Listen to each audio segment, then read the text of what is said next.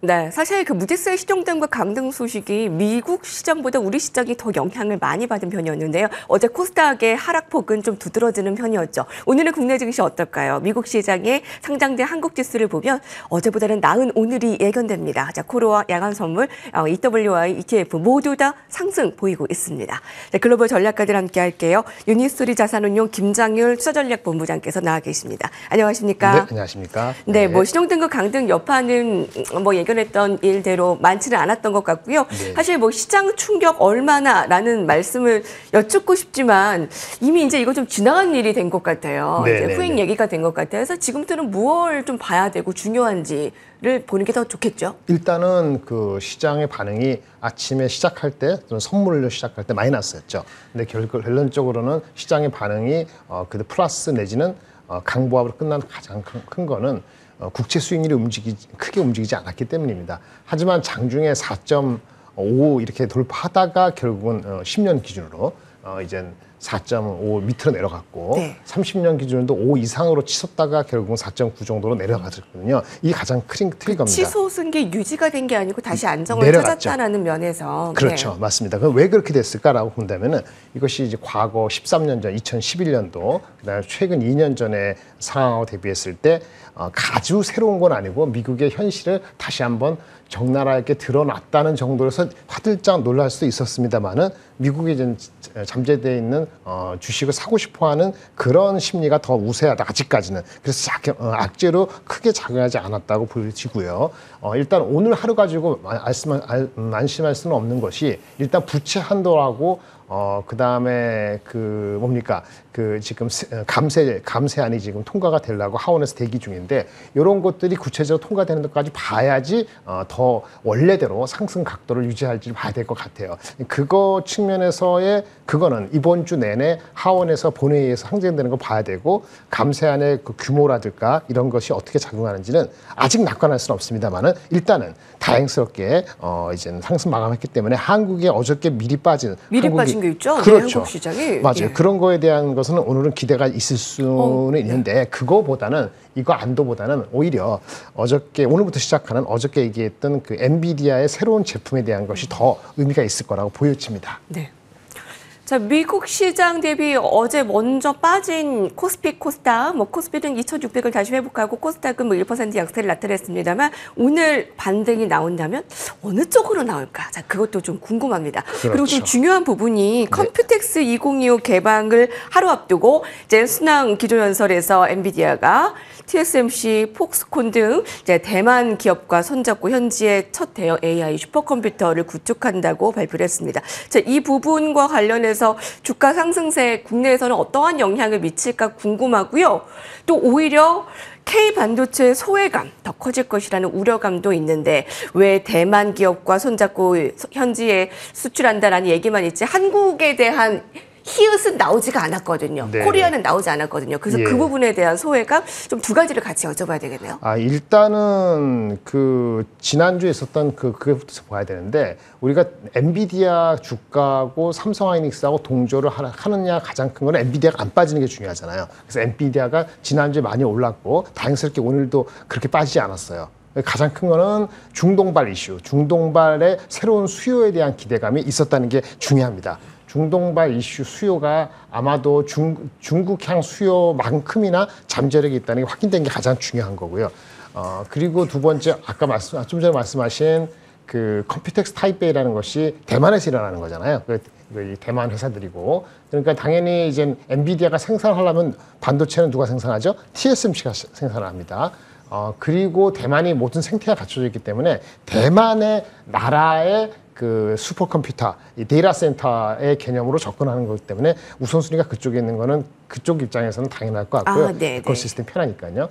그리고 어저께 얘기한 가장 중요한 건 젠슨왕이 AI 인프라, NV링크 퓨전이라는 걸 발표한 것이 가장 컸던 것 같습니다. NV링크 퓨전이 뭐냐면은 우리가 CPU가 있고 GPU가 있고 네트워크 칩이 있고 여러 가지 렉 시스템이 있고 이런 토탈을 연결시켜서 GPU 간에 또는 CPU 간에 이렇게 그 통신이 자유롭게 원활하게 하는 그 기술이 NV링크라는 기술인데 이게 이제 여태까지는 엔비디아 제품만 사용할 수 있었어요. 근데 이거를 오픈한 거예요. 그래서 예를 들어서 뭐랄까 마벨이랄까 아니면 뭐 예를 또 구글이랄까 얘네들이 갖고 있는 자기네 자체 칩들 엔비디아 GPU 대신에 그걸 사용해서도 세미 반 정도는 커스터마이즈된 AI 팩토리를 만들 수 있게끔 자기네 엔비링크 시스템을 오픈해서 이제 엔비디아의 생태계가 더 확대될 수 있다는 걸 어제 보여줬다는 것이 사실은 시장에 엄청난 파급 효과를 날 수 있는 잠재력이 있습니다.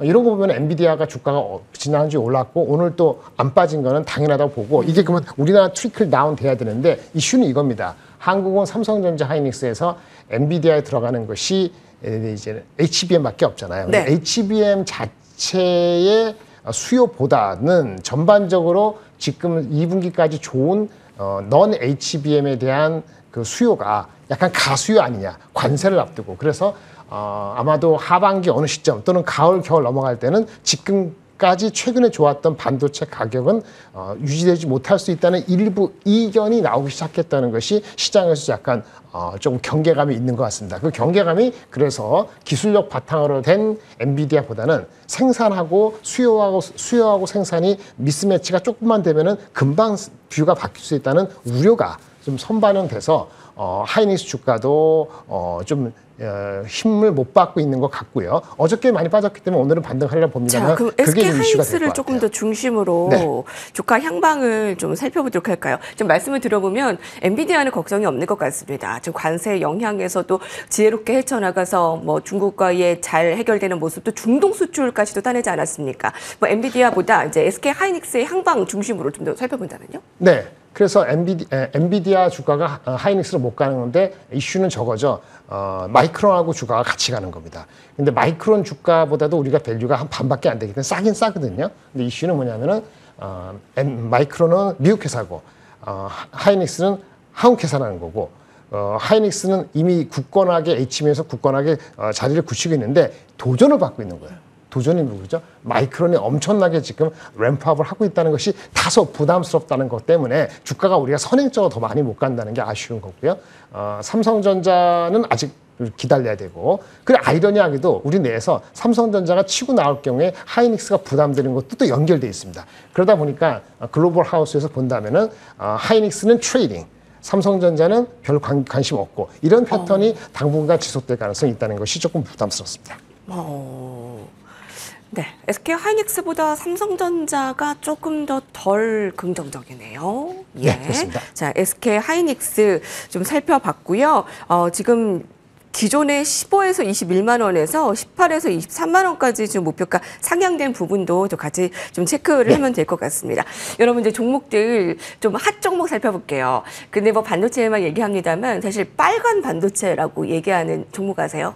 삼양식품입니다. 자, 이제 황제주에 등극을 했습니다. 삼성바이오로직스 이후에 누가 또 황제주에 등극을 하나 했는데 바로 삼양식품이 올라갔네요. 근데 지금이라도 늦지 않았나라는 질문을 드리게 됩니다. 왜냐하면 목표가가 180만 원까지 나왔거든요. 네네. 어떻게 보세요? 6개월 보신다면 지금 들어간 게 없습니다. 그래요? 6일을 보신다면 부담스럽죠. 그게 답이고요. 제가 예전에 말씀드렸을 때 우리나라 주식은 성장이 바탕이 될 때 PER 20배가 1차 고비이고 또 한편으로는 20배를 도달하게 되면 중장기의 장기 상승에 들어갔다고 볼 수도 있습니다. 여기서 중장기 장기 상승은 이렇게 올라왔을 때 바로 간다는 게 아니라는 걸 염두에 두셔야 되고요. 만약에 반도체가 갑자기 튀어오르고 만약에 하면은 이런 주식이 다 못 가겠죠. 그다음에 경기 민감주가 먼저 올라가면 이 삼양식품 같은 건 더 못 갈 수 있습니다.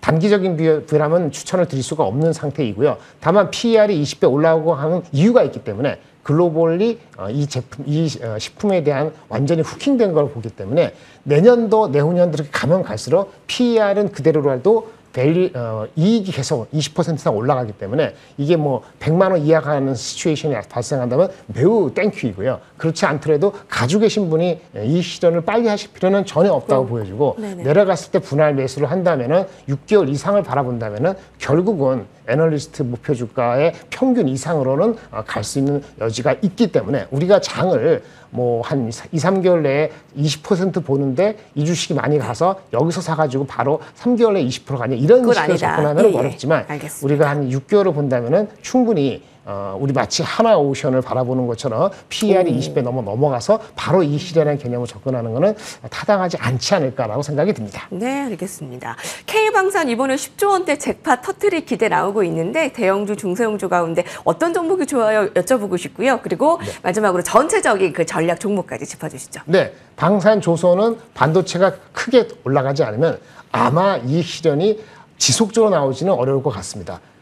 하지만은 평화협상이 빨리 되면은 또 방산은 언제든지 또 이 실현이 나올 수 있는 애매한 위치에 섞여 있죠. 이거 역시 한 3개월, 6개월 정도를 받아본다면은 이 실현이 나올 때 적당한 주식을 적당히 싸게 살 수 있는 기회가 있을 수 있다고 봅니다. 하나 에어로스페이스가 기본적으로 10% 이상 빠지지 않는다는 입장에서는 중소형주를 노려볼 수도 있다고 보여지고요. 반도체가 크게 올라가지 않는다는 기본 가정을 갖고 있습니다. 전체적으로는 삼성은 빼고 하이닉스하고 일부 종목이 강세가 되면은 지금은 시장에서의 어떤 포트폴리오 믹스는 매우 균형적으로 가져가실 필요가 있습니다. 그렇군요. 지금 쭉 나오는데요. 네, 예. 이거는 지금 제가 대형주 빼고 일부러 말씀드리는 건데 만약에 우리나라 장에 있어서 워낙 강세가 지속적으로 되고 유가가 내려간다면은 대한항공, 한국전력들이 좋고 나머지에서는 변압기라든지 엔터, 그다음에 카지노, 방산, 화장품 골고루 이런 종목들을 노려보시는 것이 어떨까 싶습니다. 유니스토리 자산운용 김장현 투자전략본부장께서 함께했습니다. 고맙습니다. 네, 감사합니다.